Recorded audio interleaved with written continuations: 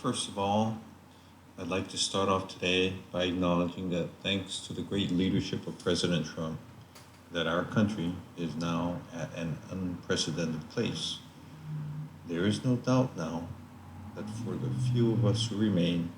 that his exemplary leadership has resulted in the historic changes that we are on the precipice of. His vision, his exceptional intelligence, his unparalleled wisdom, his insight into all things known and even unknown,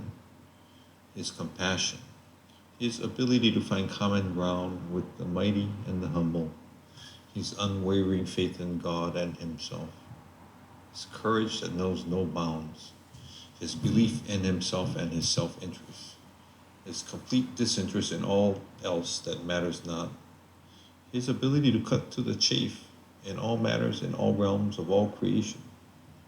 his quick thinking and ability to make quick decisions without waiting for the counsel of experts and his cabinet,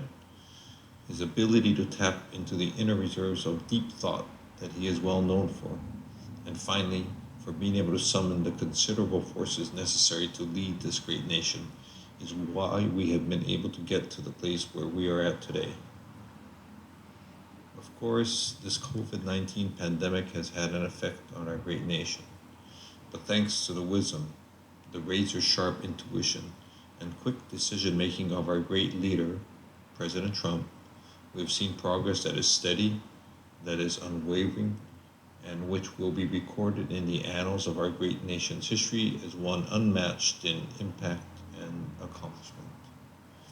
Even though our population has been reduced somewhat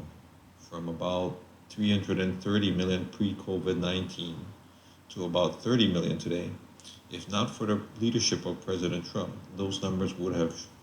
surely been much, much worse. And, I might add, there is no doubt that under President Trump's leadership, the United States has overcome the long-standing problem that previous administrations were never able to confront, much less succeed in, and that is a problem of overpopulation.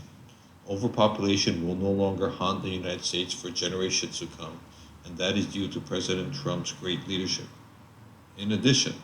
because we have lost 91% of our population, unemployment is back down to zero, even better than before the pandemic reached our shores. No other president in our nation's history has presided over such change, and it is no accident that this is all due to his leadership. Now, there are some concerns that remain.